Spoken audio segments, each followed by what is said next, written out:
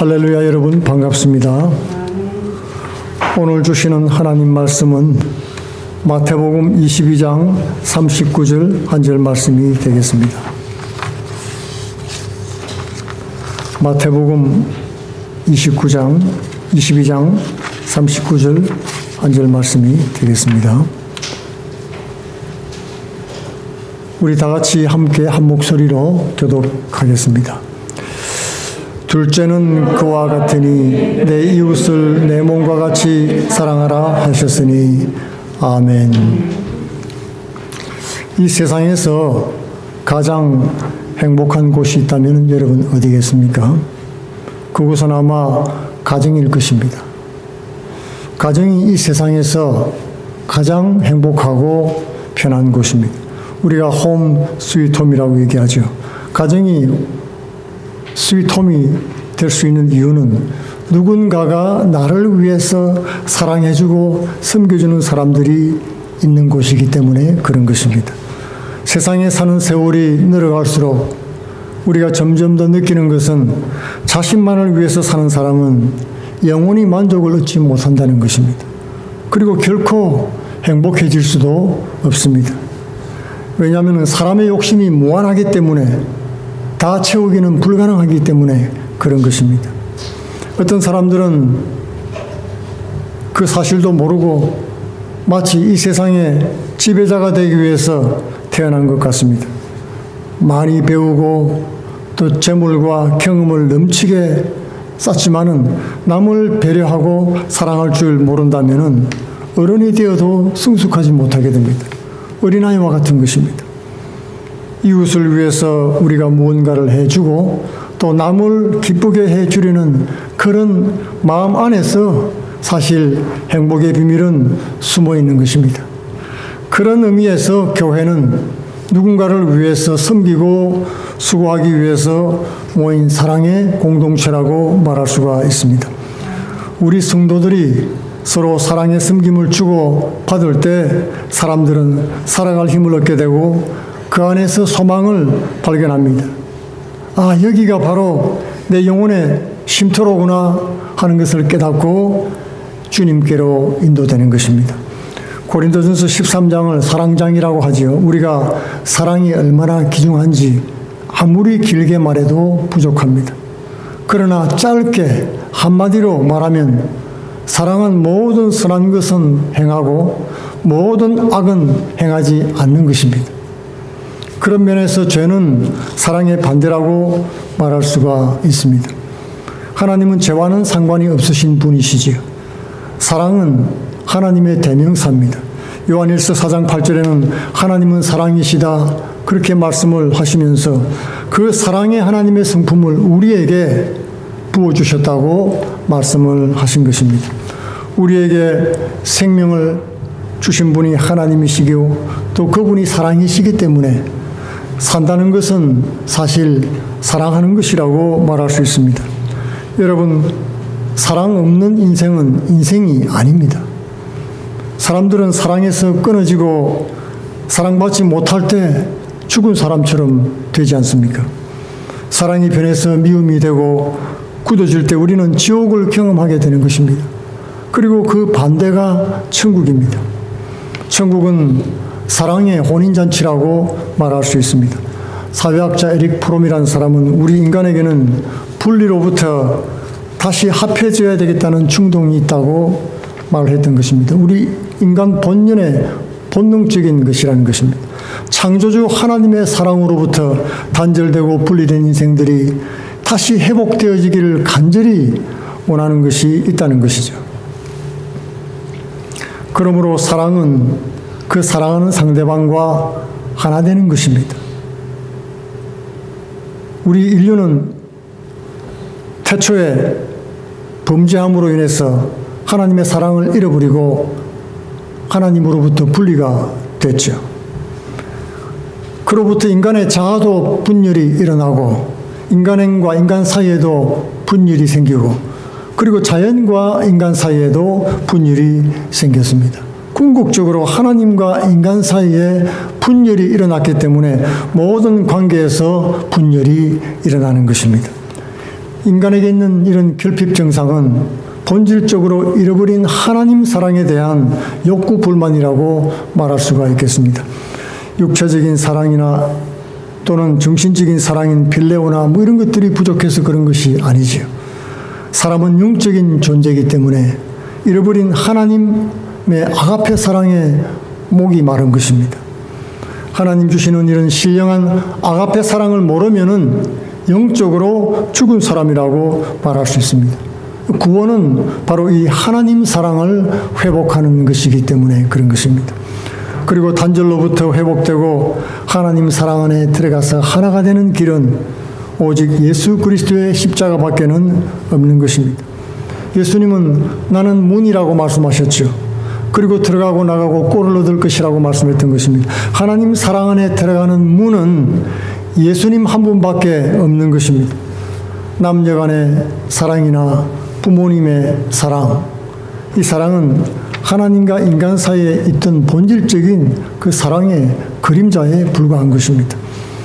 고린도전서 13장 12절처럼 그 사랑은 마치 청동 거울로 보는 것처럼 희미합니다. 그러나 십자가에 나타난 하나님의 사랑은 얼굴과 얼굴을 마주보는 것처럼 너무나 분명하고 확실한 것입니다. 하나님이 예수님을 통해서 보여주신 이 사랑의 순도는 100%입니다. 완전한 사랑입니다. 우리가 착하기 때문에, 사랑스럽기 때문에 하나님이 우리를 사랑한 것이 아니라는 말씀입니다.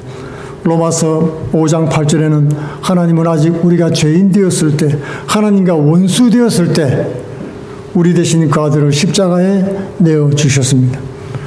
하나님은 자신의 아들 예수님을 사랑한 것처럼 죄인된 우리를 동일하게 사랑하시고 양자 삼아 주셨습니다. 사랑 못할 사람들을 무조건 사랑해 주신 것입니다. 이것은 멀리 떠난 탕자를 기다리는 아버지의 마음이고 아버지의 사랑입니다. 결코 버리지 않는 사랑입니다. 오랫동안 기다리는 사랑인 것입니다. 아무도 끊을 수 없는 절대적인 사랑입니다.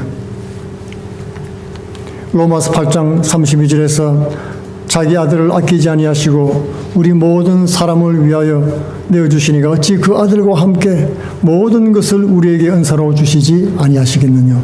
누가 우리를 그리스도의 사랑에서 끊으리요. 환난이나 공고나 핍박이나 기근이나 적신이나 위험이나 칼이랴. 그러나 이 모든 일에 우리를 사랑하시는 이로 말미암아 우리가 넉넉히 이기느니라. 내가 확신하노니 사망이나 생명이나 천사들이나 권세자들이나 현재 일이나 장래 일이나 능력이나 높음이나 깊음이나 다른 아무 피조물이라도 우리를 우리 주 그리스도 예수 안에 있는 하나님의 사랑에서 끊을 수 없으리라. 이런 사랑의 하나님께서 우리에게 명령하셨습니다. 하나님은 사랑하고 내 이웃을 사랑하라. 이것은 절대적인 명령이지요. 그리고 이 사랑은 보통 사랑이 아닙니다. 마음을 다하고 목숨을 다하고 뜻을 다하여 내 이웃을 내 몸처럼 사랑하고 아끼는 것입니다. 이웃을 자신처럼 사랑하라는 명령에는 내가 내 자신을 먼저 사랑해야 된다는 것이 전제가 되어 있습니다. 예수님을 믿고 하나님 자녀가 되면 달라지는 것이 있습니다. 나 자신이 말할 수 없이 자랑스러워지는 거예요. 이기주의자가 되는 것이 아닙니다. 이전에는 늘 자신감이 없고 비교의식에 사로잡히면서 살았습니다. 모든 것을 다 비교합니다. 그러나 진실로 주님을 인격적으로 만나고 난 후에는 이제 누가 나를 무시해도 외모를 가지고 비웃어도 실망하지 않는 것입니다. 하나님 아버지가 내 아버지가 되고 나는 하나님의 자녀가 된 것입니다. 하나님 아버지께서 나를 귀중하게 여기시고 사랑해 주시는데 이제는 나는 내가 자랑스럽고 사랑스럽게 되는 것입니다. 저도 어릴 때 예수님을 만났지만은 그 이전에는 늘 전전긍긍하고 두려워하고 이 세상에 사는 것이 어렵게 느껴졌습니다. 티네이저 때 주님을 만났는데 주님을 만나고 나서 세상이 변했습니다. 자신감이 있어지고 무슨 일을 해도 떳떳해지고 그때부터는 고개를 들고 다닐 수가 있게 됐습니다. 내가 하나님의 자녀인데 두려울 것이 뭐가 있느냐? 하나님이 나를 이렇게 사랑해 주시는데 나는 아무 걱정 염려 없다는 생각이 들었던 것입니다. 오늘 본문 마태복음 22장 39절은 하나님이 먼저 우리에게 주신 사랑으로 우리 자신을 사랑하고 또 그 사랑으로 이웃을 사랑하라고 말씀을 했던 것입니다. 이 사랑은 내가 다듬거나 변화시킬 수 있는 것이 아닙니다. 왜냐하면 내 힘으로 만들어낸 사랑이 아니기 때문에 그렇습니다. 우리는 그저 하나님께 받은 사랑을 사용하고 나누는 것입니다. 하나님과 끊어진 관계가 믿음으로 연결되기만 하면 성령의 감동으로 하나님의 사랑을 우리에게 부어주십니다. 그리고 그 사랑으로 내가 남을 사랑할 수 있게 되는 것입니다.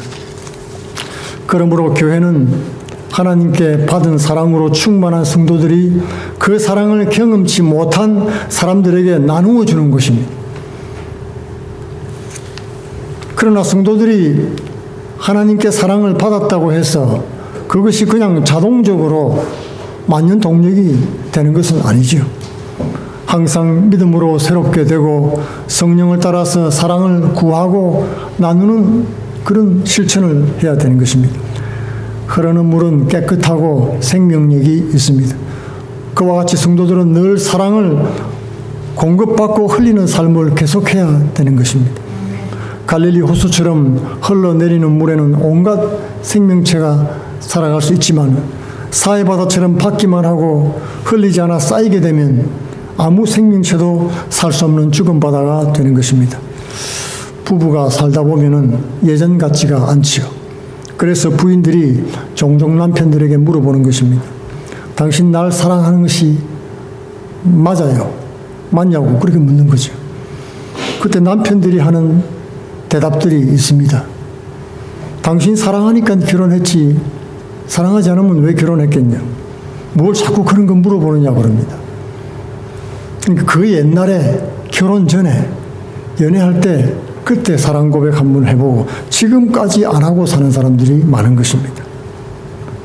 대단합니다. 요즘에는 그러죠. 배짱이 대단하다 그러면 배짱이 대단하다. 그렇게 어떻게 살 수 있느냐? 사랑은 받아야 비로소 생기게 되는 것입니다. 여러분, 사랑받은 자녀가 사랑스럽고 사랑할 줄 알게 되는 것이지요. 원래가 그렇습니다. 하나님께 공짜로 사랑을 받았습니다. 지금도 무제한으로 하나님은 무료로 사랑을 제공해 주고 계십니다. 그런데 왜 그렇게 사랑을 나누어 주는 데는 인색한지 모르겠습니다. 고인 물만 썩는 게 아닙니다. 관계에 있어서도 사랑은 흘리지 않으면 고이고 막혀버리고 마는 것입니다. 사랑이 시들해진 것은 사랑을 흘리지 않기 때문에 그런 것입니다. 싫다고 못마땅하다고 자꾸 얘기해 보세요. 그리고 자꾸 피해 다니면 관계는 점점 좁아지게 되어 있습니다. 관계의 지경, 삶의 지경이 점점 좁아지면서 영적인 동맥경화에 걸리고 마는 것입니다. 사람과 막히면은 결국 하나님과도 막히게 되어 있습니다. 여러분, 심장의 피도 결국 몸 안에 있는 피를 받아서 뿜어내는 거 아니겠습니까? 나가는 피가 있어야 들어올 피도 있는 것입니다. 그렇지 않으면 결국 심장은 멈춰버리고 마는 것입니다. 그러므로 우리는 끊임없이 하나님께 받은 사랑을 힘을 다하고 목숨을 다해서 뿜어내야만 살 수가 있게 되는 것입니다. 사랑할 수 없는 사람은 사랑받을 수가 없습니다. 용서할 수 없는 사람은 용서받을 수도 없게 됩니다. 사랑할 수 없는 사람을 사랑하고 용서받을 수 없는 사람을 용서하기 위해서 예수님이 십자가에 돌아가신 것입니다. 용서 못할 나를 용서하신 예수님은 내가 용서 못하고 사랑하지 못하는 사람을 위해서도 죽으신 것입니다. 그 예수님 사랑 때문에 우리가 그 형제자매를 용서하고 사랑할 수 있게 되는 것입니다. 내가 싫어하는 사람이 있거나 마음에 부대끼는 그런 관계가 있으면 그분의 이름을 써놓고 사랑하는 자녀 이름 부르듯이 부르면서 그 사람이 잘 되도록 한번 축복해 보시기 바랍니다. 요한일서 5장 14절에 하나님은 우리가 그분 뜻대로 구하면 들으신다고 약속해 주셨습니다. 그분 뜻은 곧 사랑하는 것입니다. 그것은 내가 사랑받는 길이기도 하지요. 그러므로 우리는 죽는 날까지 사랑할 수 있게 해달라고 하나님 앞에 기도해야 되는 것입니다. 특별히 우리 가정 안에서 우리 자녀들에게 우리가 10번을 죽임당하고 토살당할 양같이 여김을 당할지라도 끝까지 하나님을 사랑하고 이웃을 사랑하라고 가르쳐야 되겠습니다. 그것은 부모가 자녀에게 줄 수 있는 최고의 유산이 되는 것입니다. 세상에는 사랑 안 받아도 될 만큼 그런 부자는 없습니다. 그리고 사랑을 못 줄 만큼 가난한 사람도 없습니다. 하나님의 사랑은 우리 가운데 충만합니다. 그리고 사람들은 모두 하나님 사랑이 필요한 것입니다. 죽은 사람이 살아나는 것보다 더 놀라운 기적이 있다면 그것은 내가 남을 사랑할 수 있는 사람이 되는 것입니다. 예수 믿기 전에는 꿈도 꿀 수 없는 일입니다. 나도 나를 사랑하지 않고 내 가족도 나를 사랑해 주지 않는데 어떻게 원수를 사랑하며 남을 사랑한단 말입니까? 미울 수밖에 없는 사람을 사랑하게 되는 것은 기적 중에 기적인 것입니다. 그리고 이 사랑은 구원 얻은 성도들의 징표이기도 한 것입니다. 세상은 미워하고 죽입니다. 그러나 성도는 사랑하고 생명을 주는 것입니다. 요한일서 3장 10절에는 이러므로 하나님의 자녀들과 마귀의 자녀들이 나타나나니 무릇 의를 행치 않는 자나 또는 그 형제를 사랑치 않는 자는 하나님께 속하지 아니하니라. 여기서 의를 행치 않는 자나 또는 그 형제를 사랑치 않는 자라고 했습니다. 이 말씀은 무엇이냐면은 형제를 사랑치 않는 것을 의를 행치 않는 것과 동일하게 봤다는 것입니다. 하나님은 똑같이 여깁니다.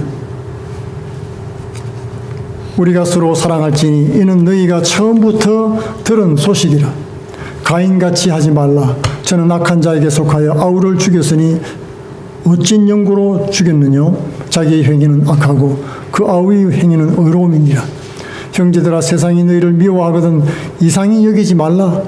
우리가 형제를 사랑함으로 사망에서 옮겨 생명으로 들어간 줄 알거니와 사랑치 아니하는 자는 사망에 거하느니라. 그 형제를 미워하는 자마다 살인한 자니 살인하는 자마다 영생이 그 속에 있지 아니하는 것을 너희가 아는 바라. 그가 우리를 위하여 목숨을 버리셨으니 우리가 이로써 사랑을 알고 우리도 형제들을 위해서 목숨을 버리는 것이 마땅하니라. 교회는 또한 형제의 궁핍을 도움으로 행함과 진실함으로 사랑할 것을 권고하고 있습니다. 그리고 그뿐만 아니라 진실로 사랑한다면 우리는 이웃의 영생에도 무관심할 수가 없는 것입니다.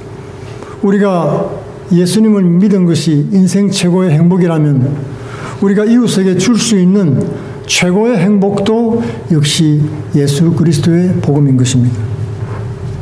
장애자로 태어난 아이가 티네이저가 됐습니다. 그런데 안타깝게도 그 장애를 이기지 못하고 세상을 떠나게 됐는데요. 그 아이의 부모는 그 아이를 끌어안고 울었습니다. 그러자 그 아이는 웃으면서 부모님께 이렇게 대답을 했던 것입니다. 아버지는 제게 세상에서 제일 귀한 선물을 주셨잖아요. 바로 예수님과 천국을 제게 소개해 주시고 알게 해 주셨습니다. 그러니 이제 제가 죽는다고 그렇게 너무 슬퍼하지 마세요.